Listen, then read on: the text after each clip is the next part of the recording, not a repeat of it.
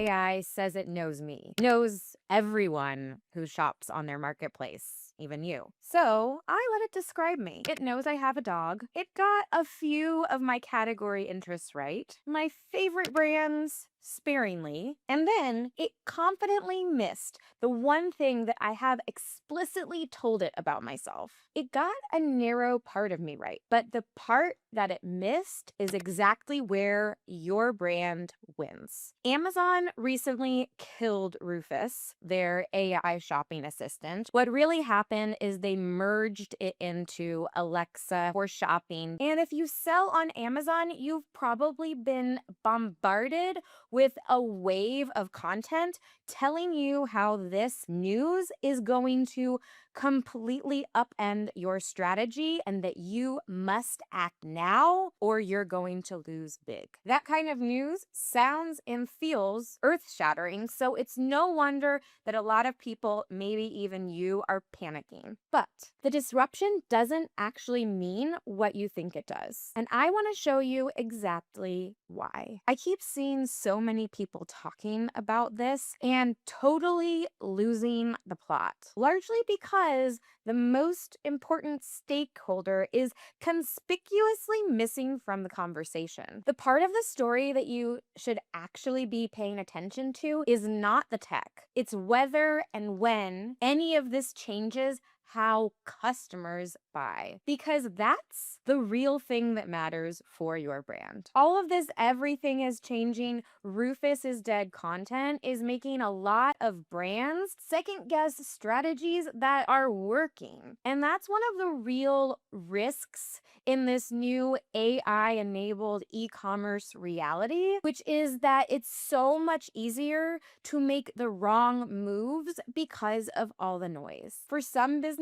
owners, that looks like changing your strategy over and over every time a new announcement pops up. For others, you may find that you are totally stuck, stalled, overwhelmed, unsure of what to do, and scared about how this is going to affect your brand's longevity. And perhaps the most dangerous part is that all of this noise is causing businesses to abandon the most important pieces that are going to set you up for success now and into the ever more AI infused future. Now you and every Amazon shopper can see exactly what Amazon knows about us, or at least what they're telling us. And that is through a new beta feature called About You. So if you want to find yours, you go to your account under your Amazon settings, and then you scroll down. You can look at this either on the app or on your computer, and under ordering and shopping preferences, you can see right at the very top, there is About You. So when I click into that, I can see that it currently knows 62 items about me. So one of the things that I quickly notice about the About You is that it is heavily weighted for my Whole Foods shopping preferences. And I go to Whole Foods for very specific things. I don't buy anything and everything. So it is getting a very narrow version and interpretation of who I am that seems to be far less than what Amazon has been promising with its deep customer knowledge that has been a key part of this Alexa for shopping announcement. One thing that I find conspicuously absent in all of this is there's no recognition of the fact that I live with a male partner, my husband. I'm surprised it doesn't know what size of dog I have, or maybe even some of the health concerns that my dog has. One of the things that really shocked me is that roughly a year ago, Amazon released another beta program called Amazon Interest. I made a whole video about that, and I'd be happy to link it in the description down below. But that video explained this new concept where you could tell Amazon certain interests interests you have, and then it would curate a special feed for you of products that aligned for that interest. So when you go to your Amazon app on your phone, right at the very top is an item called interests. So when I go into interests, you can see that I created an interest for curly hair products, and I gave it very specific detail. I said, I have 3A curly hair. There's a whole system for describing different types of curly hair. I live in Las Vegas, so the dry weather makes my hair flat. I want to find products that help make my curls more defined, bouncier, and more voluminous. So in that short little description that I told Amazon about me, those details are hugely impactful to my shopping interests. However, when I look at my About You section, it's not there. It is nowhere to be found. It doesn't mention that I have curly hair, doesn't mention anything about living in the desert, which also informs some other purchasing decisions that I make. And so it's really perplexing to me because over and over again with this Alexa for shopping news, we are told that Amazon knows us and our shopping preferences better than any other platform. And at least with what they're telling us, that doesn't seem to be the case at all. Either they're not letting on how deeply they actually know us because we might find it unsettling. All this hype is around fully personalized, curated search results that are going to completely destroy your ability to get in front of customers unless you are one of those few coveted brands. One of those brands that has that customer loyalty because also they are saying that every customer, once they make a purchase, that's the one they want to make over and over again. And ignoring the fact that many customers actually enjoy the shopping experience and don't want just a few hand-selected options, especially if those options aren't taking into consideration all of the different facets that a customer has told the marketplace about themselves. If this is the foundation that they're building on, they have a long way to go. And that's even before we ask, will customers actually want to share all of this information with Amazon? Or will there be a massive wave of customers going to their About You sections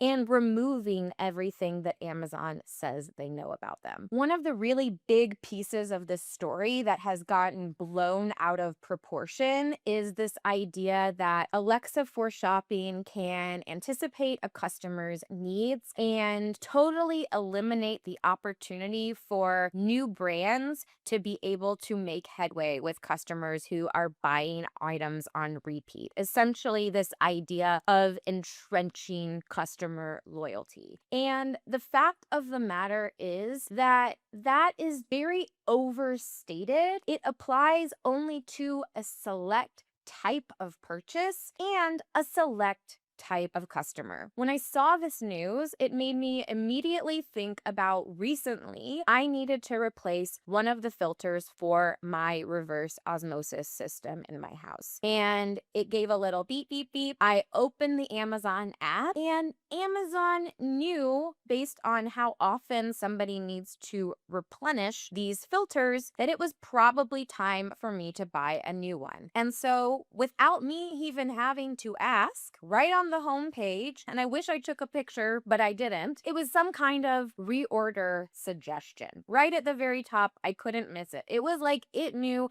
that I was standing in front of my sink and I was opening the app to buy a new filter. Alexa for shopping can streamline that for those who have Echo devices by either doing that automated on repeat. If I were to say every time, every year, just purchase this for me automatically, or let me know, and then I would have the option to just go ahead and have Alexa order me a new one. So I already had a variety of mechanisms in place before this new Alexa for shopping even came onto the scene. But It was a commodity product on a very defined replacement schedule. Alexa for shopping enhances the format and process and ease for how this can happen, but it's a very narrow use case. This type of AI assisted shopping applies to a select group of products and a select group of customers. It ignores people who like to price shop. It ignores people who like to constantly make sure that they have the latest and greatest. It ignores people who actually enjoy the act of shopping. It is really about people who want to have as few choices as possible, or people who are very habit driven and take comfort in the same products over and over and over again. Now, Rufus, the shopping assistant that was sort of merged into Alexa for shopping, had some pretty compelling numbers. In 2025, it boasted over 300 million customers and contributed to over $10 billion in incremental annualized sales. Not only that, but Amazon's own data showed that 60% of customers who used Rufus were more likely to complete a purchase. But most customers probably didn't even know that they were talking with Rufus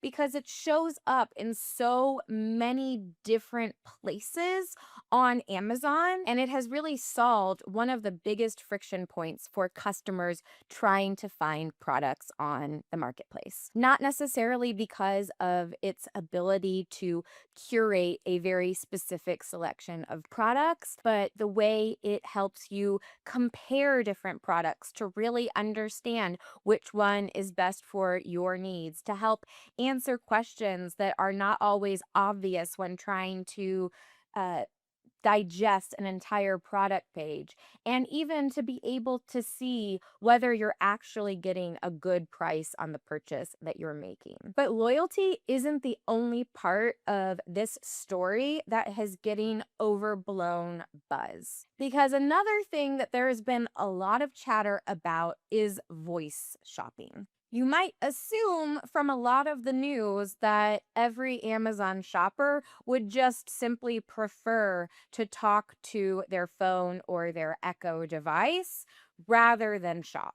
But just because the tech is there doesn't mean that people are actually using it that way. Alexa adoption and voice shopping adoption are not the same thing. And almost nobody is making that distinction. The online guru version of the story: hey Alexa, buy me some new running shoes. The reality: Alexa, set a timer for 30 minutes. So when you look at the numbers pre-Alexa for shopping merger, there were reportedly 600 million active Alexa endpoints. That's certainly an impressive number. But is that number actually meaningful to your brand's bottom line? The thing that most people are using Alexa for: setting timers, listening to music, checking the weather, smart home automation. The reality of using Alexa voice for shopping is going back to that brand loyalty discussion that we already had. If Alexa knows that when I say kombucha, that I mean GTS, Living Food Kombucha, specifically the trilogy or guava flavor, then sure, that is helpful and functional for me if I ask it to either add it to my cart or to place an order for me. Can you really imagine someone buying a new pair of shoes or a birthday present or a piece of jewelry sight unseen? No browsing, no comparing. Shoes aren't the exception. They're the rule for an enormous category of customer and products. Sure, there are the efficiency maximizers, those who brag about their Steve Jobs wardrobe full of identical tops and bottoms, so they have eliminated the need to decide what to wear. And those people, they love automating everything. At the end of the day, there are still plenty of people who enjoy the hunt, who like to see what's out there, who identify with the products they own, and want to take ownership in selecting the ones that are going to be most representative of them. Voice commerce serves one of those people, or at least in a very narrow type of product category, maybe the other one. Certainly not both. Many people still like shopping. It's relaxing to browse. It's fun to discover new things. Amazon has been notoriously terrible at that until now, and that's the real AI win. Now, here's the part of the story that almost no one's talking about, and it might be the most telling of where things are actually going. Amazon's advertising business, one of the fastest growing segments of the entire company, runs on one thing: shoppers scrolling through search results. Ads need eyeballs, more searches, more impressions, more ad spend. Alexa for shopping disrupts that by design. When a shopper asks a question and gets a curated recommendation, they're not scrolling past 16 sponsored products. They're getting an answer.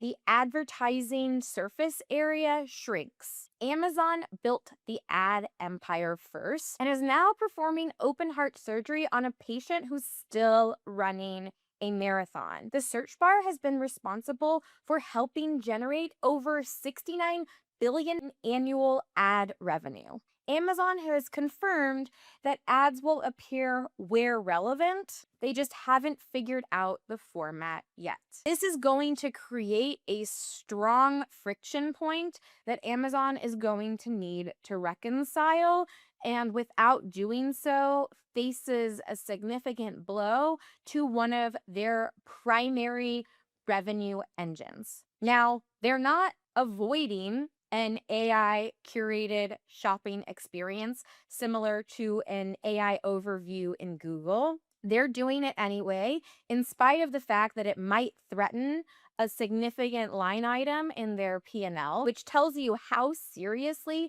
they view this AI threat from all of the other AI shopping platforms out there. I mentioned at the very beginning of the video that there is a part that Amazon missed about me, and that is where brands' real opportunities lie. Amazon knows what you buy, but it has very little idea about why you buy it. The conversational interface is what a shopper sees. The strategic advantage is the unglamorous data behind it. AI is already reading your listing, your reviews, all of the information on the back end. Right now, today, it's nothing new. This, along with adoption of AI in general, is really changing how customers search from a specific keyword query like yoga mats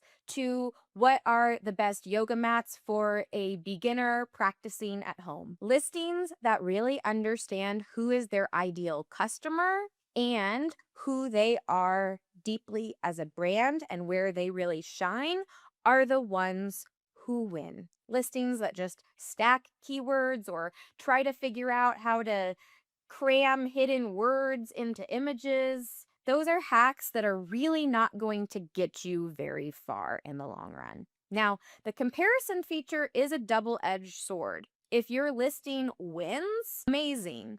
If it doesn't, then they are feeding your customers right into your competitors' hands. So you need to be very clear about how you fit into the broader category, who your direct competitors are, and how you can really emphasize your advantage so that the AI understands that advantage too. And for those limited categories that really thrive on loyalty, that first sale does become exponentially more important. The system locks in that recurring relationship So that first sale matters more now than ever. The customers, in many cases, are still choosing. It's just that the AI helps them get to that short list and make the final decision even faster. So, what does this mean for you today? You need to get a deep understanding of who your customer is, and you need to really carve out who your brand is and what makes you different. And where I would recommend starting with that is to develop out a really clear customer avatar. I'm talking super detailed. I'm talking very specific. I'm talking when I read that avatar description, I understand and can envision exactly who it's describing. I know how they're going to talk, what they care about, every single thing about them. And if you would like to have some help getting started on that, I have a customer avatar worksheet that you can download in the link below. That will help walk you through some of the different facets to think about and some of those hard distinctions that you're really going to need to start making so that you maintain that advantage of knowing your customer better than Amazon knows them. Because while Amazon doesn't necessarily know your customers that well yet, they certainly have intentions of doing so, which means that right now, before the tech is fully there, is exactly the right time to get clearer about who it is that you're selling to. That means that once Amazon catches up, you are in a strongly defensible place that will position you, whether it's a curated list that is truly bespoke to the individual customer, or it's some other configuration that they've figured out to still really maintain that ad revenue line in their profits. So if you want to do that work, actually build out your customer avatar, go ahead and get your free worksheet in the link below. The noise isn't lying to you. Amazon AI is real. It's improving. It will change how customers shop, how your products get discovered, evaluated, and purchased. The sellers who lose will lose to distraction, either because they get overwhelmed and don't do the necessary work required, or it's chasing the latest and greatest hack that keeps you distracted from the core things that matter most. While everyone else is scrambling to try and decode this announcement, the brands investing in the fundamentals, knowing their customers deeply, providing all of the information to allow the AI to understand the product and brand to the very best of its abilities, those are the brands that this new frontier will find and elevate because that's exactly what it's looking for. Amazon doesn't know your customer yet. It's your job to make sure that you do. And if you're like, Emma, I know my customer, I bet you there are still some opportunities that are passing you by. In fact, if you click this video right here, I'm going to show you one of the most untapped strategies for not only generating real substantial profits, but also building out a deeper customer connection that can really cut through all of the noise. So I better see you over there. In the meantime, thank you so much for watching. Bye.